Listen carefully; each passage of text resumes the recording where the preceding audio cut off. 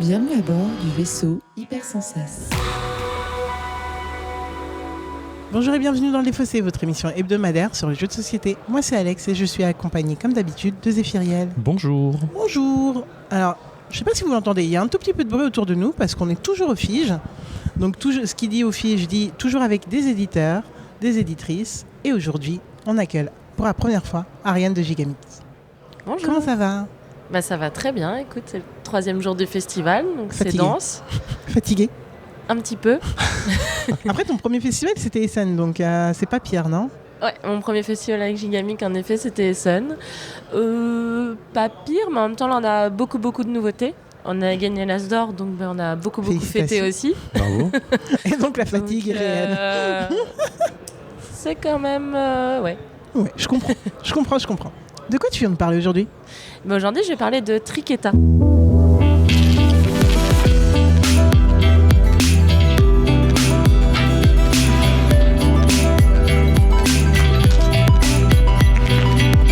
Triqueta, c'est un jeu de Stéphane Dora, de Ralph zur Linde.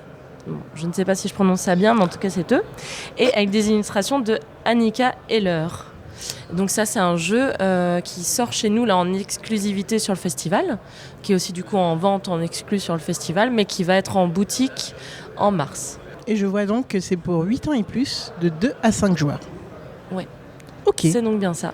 Et c'est avec notre partenaire Deep Print Game qui le sort en même temps que nous en Allemagne. C'est marrant ça. Donc c'est pas une loca. Enfin, Si, mais on a synchronisé la sortie parce que nous ça tombait pendant Cannes et eux ça tombait au niveau de Nuremberg qui est aussi un gros festival en Allemagne. Ok. Et donc du coup on s'est dit que c'était sympa de le sortir en même temps. C'est vrai que c'est un peu atypique, mais c'est cool de matcher les calendriers comme ça, putain. Ouais. Quand ça marche bien, quand ça match, c'est assez cool. Mais alors Ariane, t'étais en train de commencer à nous parler de Triqueta et tout, sauf qu'on a un petit piège dans les fossés. Quand c'est la première fois qu'on accueille quelqu'un, c'est un tout petit piège. On essaye de savoir quel genre de joueur ou de joueuse il ou elle est. Et donc, si tu as un peu de mal parce que c'est la première fois qu'on te pose cette question et que tu n'y avais jamais réfléchi, tu peux nous donner par exemple ton favori all-time. Comment tu te définirais en tant que joueuse ? Moi, je vais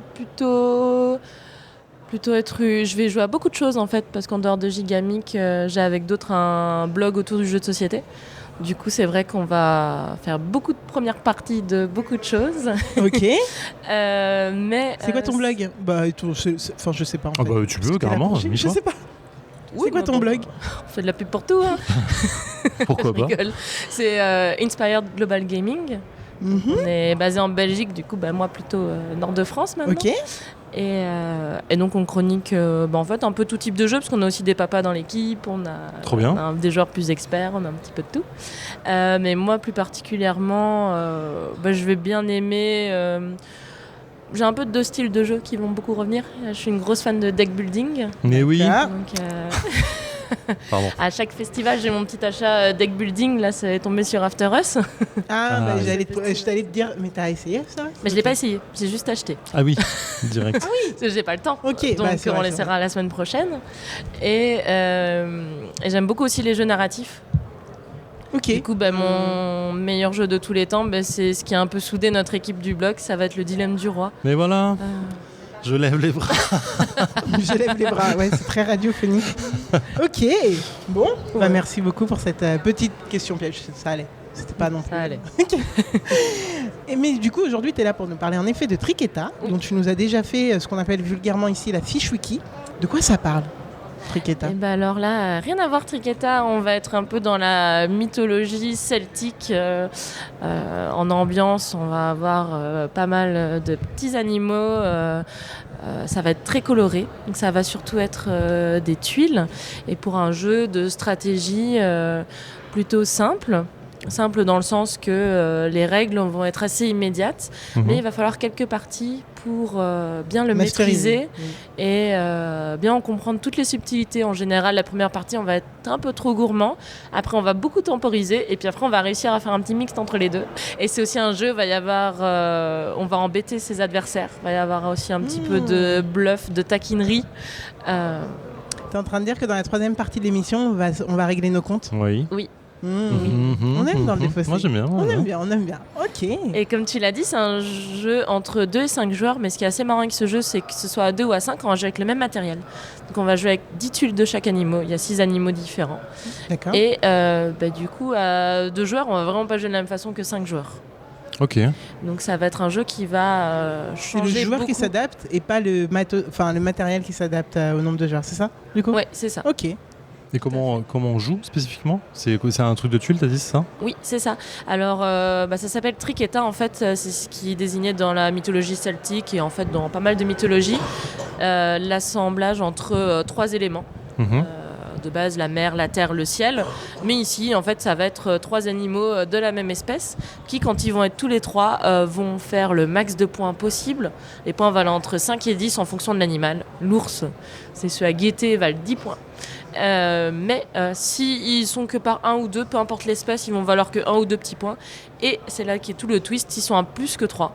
Là, on n'aura plus du tout les points de l'animal, on aura des points négatifs qui vont être en fonction de l'excédent. D'accord. D'où le fait de ne pas être trop gourmand. Ouais. Oui, voilà, c'est ça. Okay. Mais la première partie, on l'est. Forcément. Tout le monde l'est. Bon, maintenant, vous êtes prévenus, donc vous allez faire un peu attention. Bah, en plus, on va essayer de ne pas te laisser gagner, quoi. Donc, comme toi, tu as l'expérience du truc, merci de nous avoir prévenus. Ok.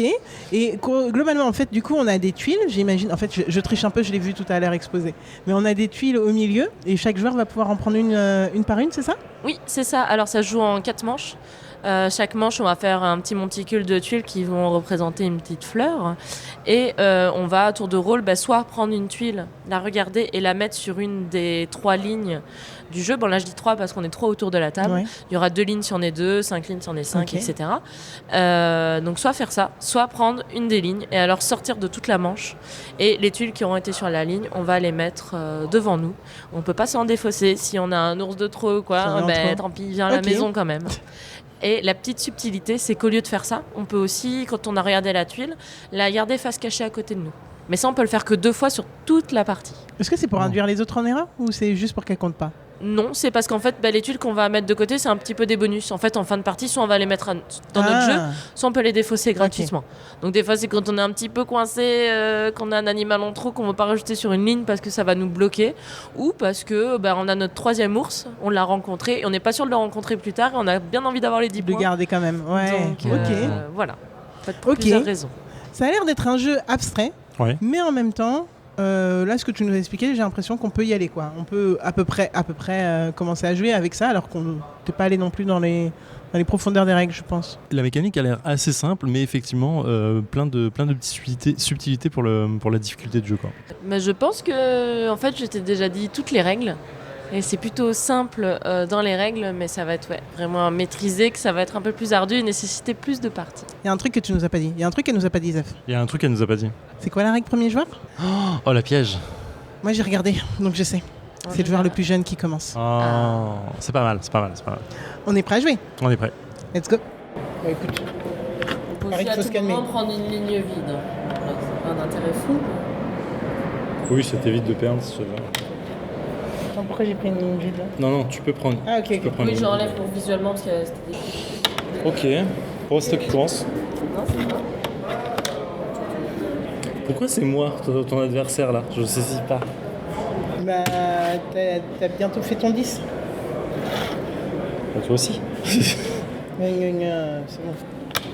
J'avoue, je sais pas à quel point on est sur l'intelligence là. Donc on a tous un point, donc on s'annule là. Bah non, tu peux mettre un truc dedans. Ouais. Savoir que tu prends, ça change jamais. Ouais, c'est vrai.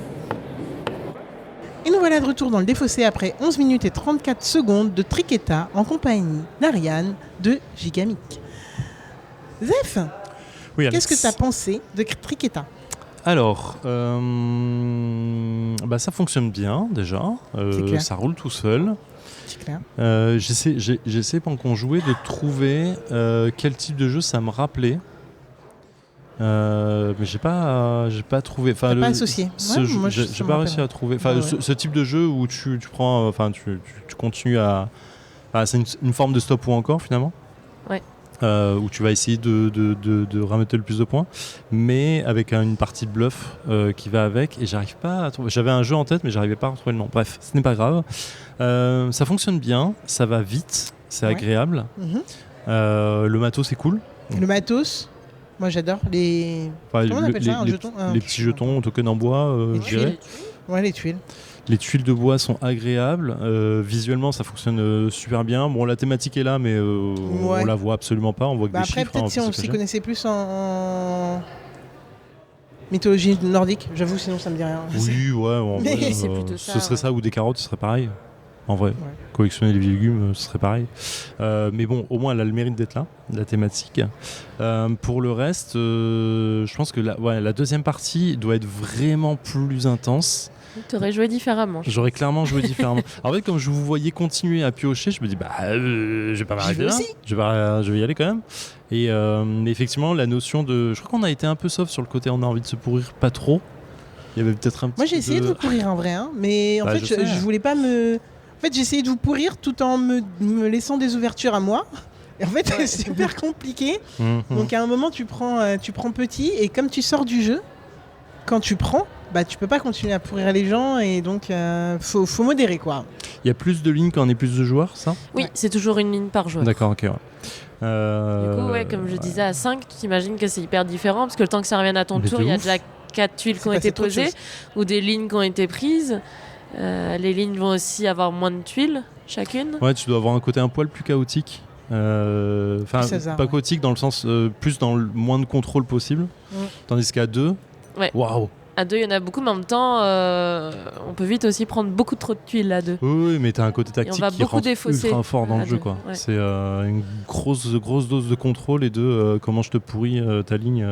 Parce qu'en vrai, je pense qu'à 2, tu te réserves ta propre ligne, tu te fais ta ligne et chacun fait sa ligne au fur et à mesure. Et à un moment, boum, tu vas pourrir celle de l'adversaire. En vrai, je pense qu'à 2, j'ai très envie de le tester à 2. Je pense que je serais plus ma config préférée pour justement essayer de gérer un peu ce côté tactique.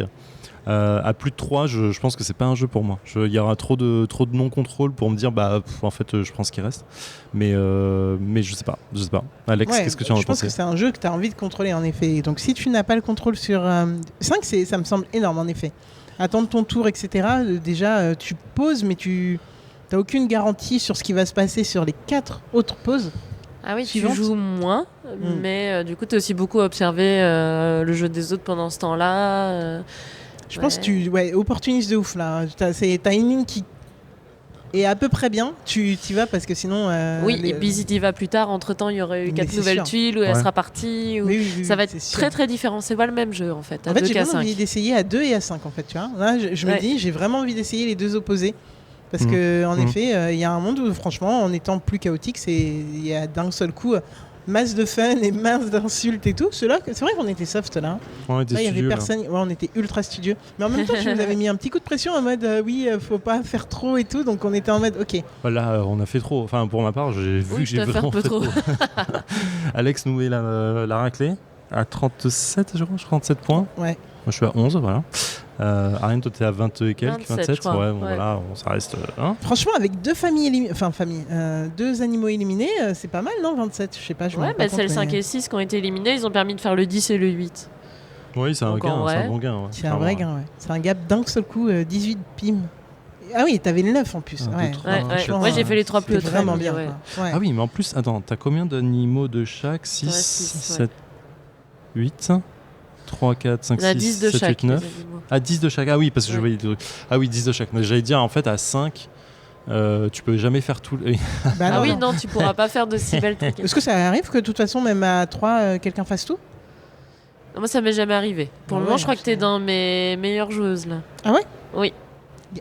Le défaussé a du talent. Qu'est-ce que tu veux faire 5 triquetas, c'est rare. Mais du coup, tu vois, dans celles que j'ai réussi les plus petites. Et c'est celles que tu as. Ouais, voilà. Comme exactement ce que tu as fait. C'est celles que tu. Arrêtez. Oui. Plus petite, mais ça te fait 11 points. Hein. C'est pas négligeable. Hein. Non, mais je veux dire, en fait, c'est celles que moi, j'étais prête à sacrifier, en fait.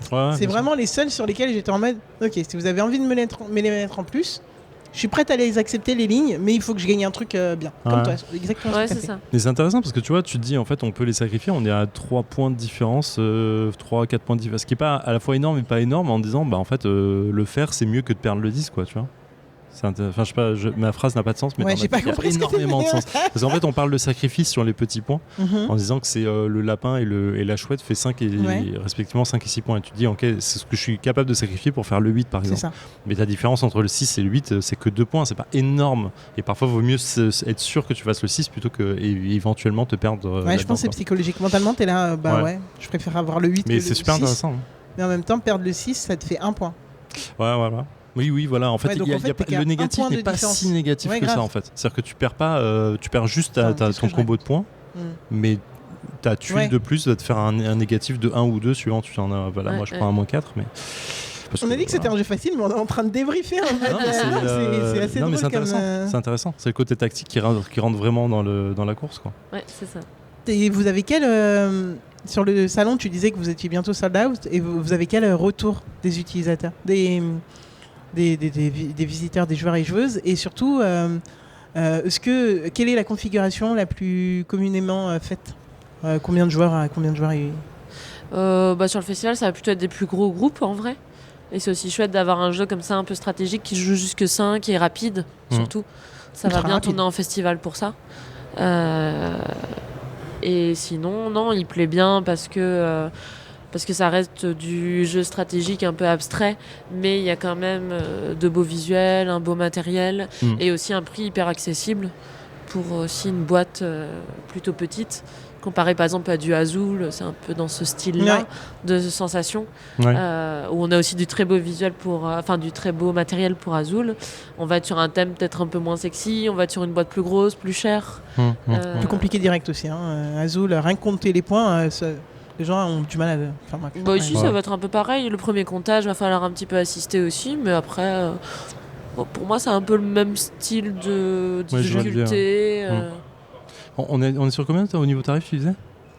Je connais pas le tarif exact, mais c'est aux alentours d'une 20aine d'euros. Ouais. Okay. Oui, ça marche pour une boîte comme ça. En même temps, le matos, c'est du bois verni. Oui, c'est ça. Est-ce que tu pourrais nous refaire rapidement une petite fiche wiki de Triqueta?